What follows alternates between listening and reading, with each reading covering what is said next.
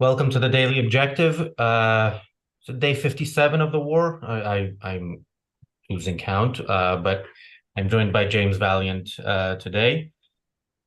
Uh, should we play the clip and then talk about what it is we're gonna talk about? Yeah, let's go straight to the clip if we can, Daniel. Yeah, so by the way, this is a clip that went viral in the recent day or two. You may have seen it. If not, enjoy. Funny, you don't look Palestinian. From the nation to the sea, Palestine will be free. From the nation to the sea. No, from the mountains to the sea. From the mountains to the sea. That's what we want. From the mountains to the sea? Yeah. Which mountains? You don't know, eh? You fucking idiot.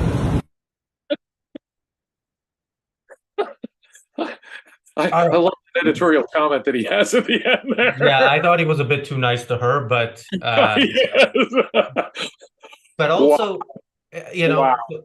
yeah. Now, I have to say before we get into it, it's a 30-second clip. From the looks of it, I wouldn't be shocked if we found out that this woman is senile or has some sort of issue. She doesn't look well, but she could just be a idiot, as the person said. I suppose if it were one case, Razi, we could dismiss it out of hand. But I have seen news reports from Australia, news reports from London, news reports all over the United States, which basically duplicate this kind of thing. They'll walk up to young people at these pro-Palestinian rallies, pro-Palestinian celebrations, and ask very basic questions about history or politics, geopolitics, and the people inevitably have no clue. That one young woman was asked, for example, "Oh, do you realize that more Jews were killed intentionally on October 7th than any time since the Holocaust?" What? What? What are you talking about? I don't know. Or do you realize that whole families were murdered? That people at a peaceful concert were mowed down? That rape was used systematically? Do you know what? No, I don't, what are you talking about? There are those who are also ignorant on purpose, it seems to me, because there are those, obviously, at the far end who will say there were no atrocities on October 7th. There were those who say, and of course, that's dishonest ignorance. I mean, that's self-induced. That's like a self-induced lobotomy, frankly, a self-inflicted lobotomy, if you ask me. Yeah, they're the people who say the Israelis deserve it. That is a moral lobotomy. You've drained any sense of human values and decency from your soul, if that's what you believe. And of course, there's cosmic ignorance about history. There was one girl who was saying, "Well, Israel has been occupying Gaza now, horribly occupying Gaza now for 100 years." 100 years. Israel didn't come into existence until 1948, really. And then she's saying that for 100 years, the Palestinians have been occupied by Israel. I mean, these people have not even understanding that Gaza, of course, has been under the control of Hamas for 16 years. Yeah, and by So, the way, the Palestinians didn't come into existence until the 60s or something. The Palestinian Arabs, when they thought, PR element of the war against Israel, their war to annihilate Israel, is better fought by, with this whole idea that there's a separate nation that's being oppressed by Israel. And yeah, so this woman may or may not have some issues, but she is a genuine representative of what I believe is the vast majority of people in these protests. Now, I think there are two types of groups in these protests. There are Muslims who have been brought up to hate Jews, and this is, of course, a great moment for them where the West is very, very clearly moving to their side, because the West was on their side. Many in the West were on their side always, but after seeing what happened on October 7th, if you are still on that side, it basically is a statement. There is nothing that they can do that people won't side with them over Israel after. So yeah, they can get away with anything. one clip, this Yeah, one. but just to say about the other group is these Western raised leftists who again, they are the ones who kind of baffle us the most. But the depth of their knowledge, I don't know. Do people think that Nazi soldiers, thought everything through, actually came to conclusions, were Nazi? They weren't Nazi philosophers, the ones committing the atrocities back then, and neither were the ones on October 7th, Palestinian philosophers. That title is reserved to the maybe the president of the Palestinian Authority, the man with a PhD in Holocaust denial. But yeah, no, these are people who follow whatever they think they're supposed to follow. And that's it. They're conditioned by these ideas about imperialism, colonialism. I saw one clip. The person said, "Well, geez, I think Israelis need to go back to their countries of origin." Gosh, there's been so much Zionist immigration over the last century. They should force these Israelis to leave the entire occupied area, which is Israel in their view, and be forced to go back to their countries of origin. And the person said, "You mean like Yemen? You mean like Libya? You mean like Saudi Arabia? You mean like Ethiopia?" And okay, and then of course, in my mind, I'm thinking, oh well, can we do that with all the Muslims who recently immigrated to Europe? I think all Muslims who recently immigrated to Europe should go back to their countries of origin. Oh, could I do that with American immigration? How would the left like that if I said everyone who's immigrated to America in the last 150 years needs to go back to their countries of origin, those damn colonizing imperialists? No, I am for immigration. Immigration is a wonderful thing. People can leave places where they're oppressed and go to places where they have a chance at a better life. And so I am for immigration, generally speaking. But am I for unlimited Islamic immigration into Europe? Maybe not there. Am I for unlimited Islamic immigration into Israel? No, not there, for reasons. But these people, they have absolutely no consistent standard, no consistent frame of reference whatever. And it is a bunch of bad ideas they're getting from their universities about imperialism and colonialism and so forth. Or ask them about Hamas's charter. Ask them about the recent statement after October 7th from the Hamas leader. We'll have October 7th after October 7th after October 7th. Or you cite the charter. There are people in the streets saying, oh, Hamas, for years, Hamas has only wanted peaceful coexistence with Israel, ignorant of all the chances Palestinians have let go by for peace. Consistently, Palestinian groups have refused to recognize Israel's right to exist, and they don't realize it's in Hamas's charter. They don't realize that the statements that are made by Hamas leaders recently. That's the scope of ignorance on one side, but on the other side, a lot of it is fueled by the ideology they're getting from universities about colonialism and imperialism, apartheid state, crap like that. Harry Binswanger did a great video for us delineating the improper use of language like apartheid, like occupation, nonsense concepts that are applied to this situation. I mean, I was just having a discussion the other day on social media, and someone was saying, well, you've got to realize that the poor people of Gaza have been under Israeli occupation now for the last 20 years. I mean, in the face of that kind of ignorance, no, for most of that time, Hamas has been in control, and they don't even realize. So there's cosmic ignorance, but there's also cosmically induced ignorance by our academic authorities when it comes to things like imperialism, colonialism, what apartheid is, and they're letting people get away with this deceptive language.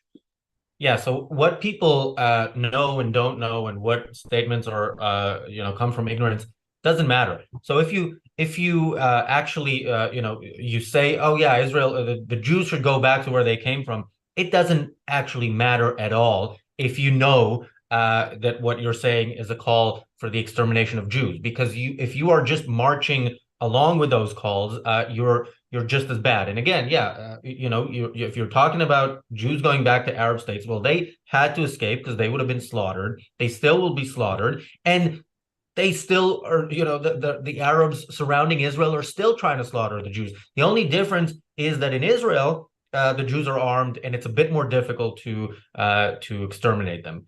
And I'll have to say that's why I am a Zionist. I realize now with such clarity that most of the countries in this world have large populations that are simply hostile to Jews in a racist, collectivist way. The world's Jews need at least a comparatively safer place wherein they can live. And talk about cosmic ignorance.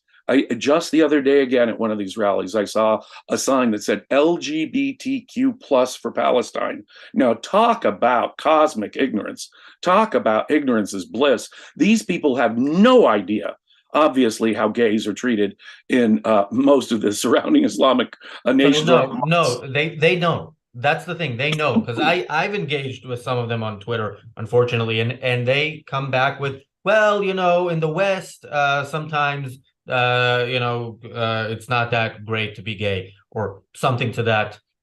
So yeah, look, this is the thing, and this is the thing we talked about. And again, I know our audience might be sick and tired of hearing the name Owen Jones. I'm afraid you're probably going to hear it some more, because I think he's a representative in the UK of this industry of modern day Holocaust denial, where you downplay everything that the savages do, and you lie to whatever extent you can and think you need to about what Israel does. And of course, you blame Israel for anything that happens on either side. That's what they do. Right. So this is the same. Yeah, if you say to somebody that people are executed for being gay by Hamas, they will say, well, there's homophobia in the West. That is going to be their answer. So that's the people we're engaging with. So somebody like that, I don't know how comfortable I am with saying they're ignorant. They many of them might be. Many of them might, are idiots in some form or another.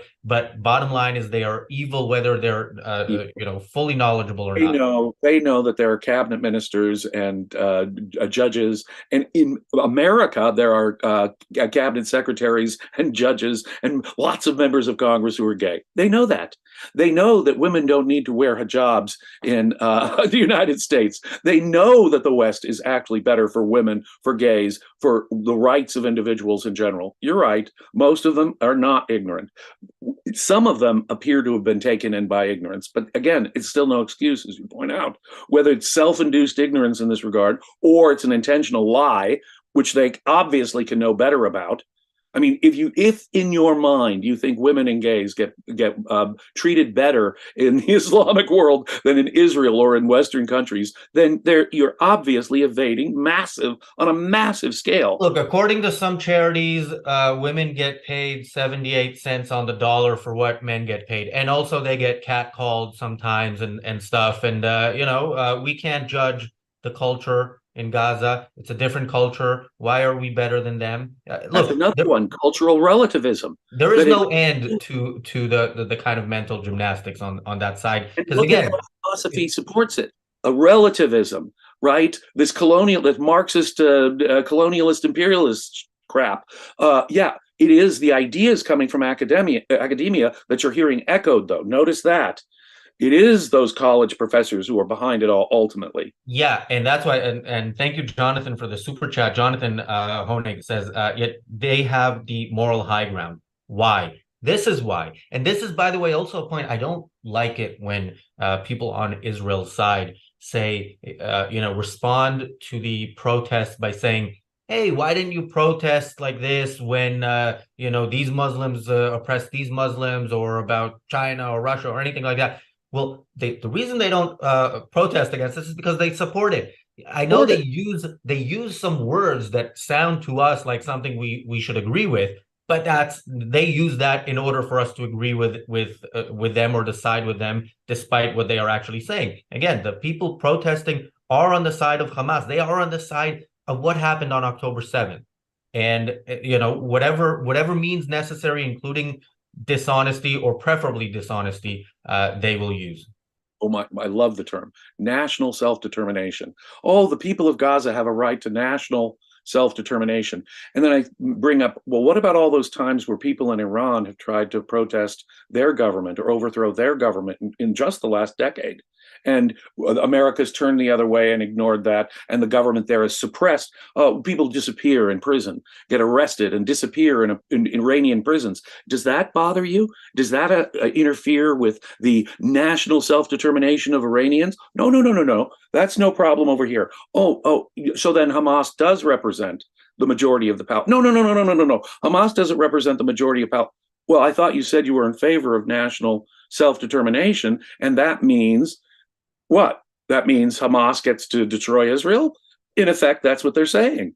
That's what it really comes down to, because they don't complain if there's a lack of democracy, as they claim, among the Palestinians in Gaza, or a lack of democracy in Iran, among the people trying to overthrow that government. No, no, no, no, no. Democracy goes out the window when they're considering those things conceptually. But when it comes to Israel, well, geez, there's more Arab Muslims in the region than there are Jews, and therefore Jews should be overwhelmed by the Arab Muslims being able to come. Oh, Israel can't restrict immigration. No, no, no, no, no, no, no, no. Of Arab Muslims. But on the other hand, we can restrict Jewish immigration to Israel. It is a conceptual mess. And all you have to do is touch these people on social media, and their arguments just become incoherent babbling. Truly. Yeah. And Bonnie, thank you for the super chat as well. Bonnie says, it's funded by UNRWA schools promoting right of return, which is a corruption of rights. Yeah, I mean, that's the thing, and it's not just with rights, with the terms they use, as we mentioned, anything they talk about is the kind of thing that we here again should be on their side. We're in favor of protection of rights. We're against genocide. We basically, if what they say is true, we should be with them. But of course, no. If they used language in a truthful manner, that would not help them market their ideas. So again, like, look, the side that they have taken is the side of savages who committed the atrocities on October 7th. So lying is not that big it's not big a step for them. Right. People who could do October 7th have no problem lying. Yeah. Yeah. So, by the way, this is I think the right day to do this. It is a Saturday. Of course, the savages, the people who side with the savages, who are also savages, by virtue of that, are out on the streets of London protesting. This is something we're seeing here every week. I'm an atheist. In principle, I'm kind of a notorious atheist out there on the internet, and I'm a very secular person. But this year, I am going to be celebrating, in effect, Hanukkah, and I want to wish not only everybody Shabbat Shalom today, but I want to wish everybody a happy Hanukkah.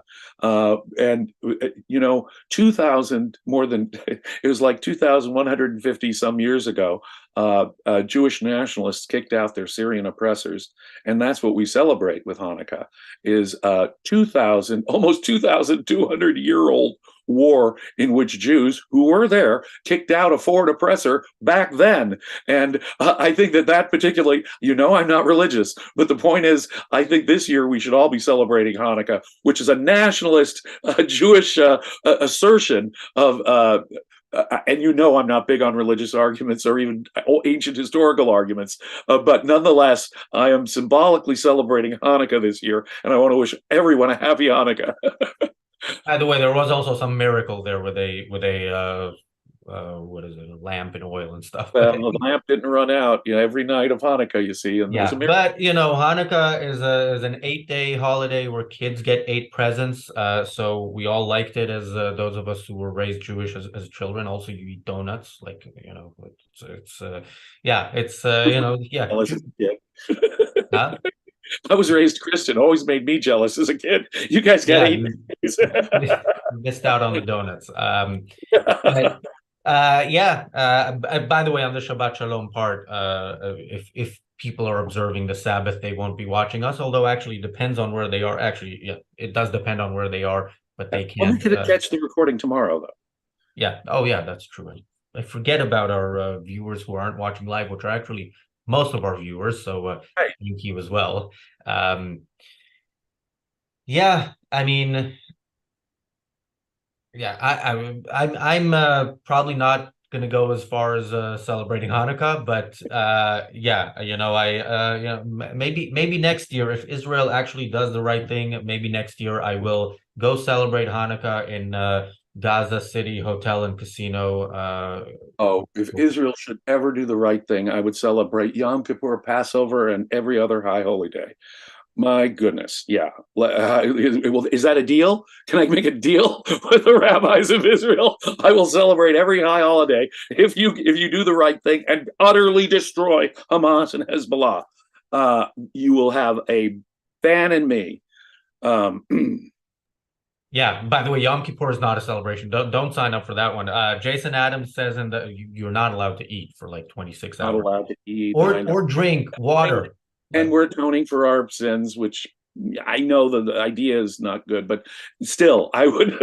There are some people in Israel, certainly the people who will not do what we're hoping they'll do, who should atone for their sins, but maybe not by Right, a different kind of atonement for their sins. instead Yes. by actually doing what needs to be done. Jason Adams suggests Hooters franchise in Gaza. Yeah, I think Israel does actually need to do what needs to be done before that can happen. But yes, I'm in support of that. By the way, I should say the U.S. has now, I've seen a statement by Kamala Harris say that they want the Palestinian Authority to be in control in Gaza.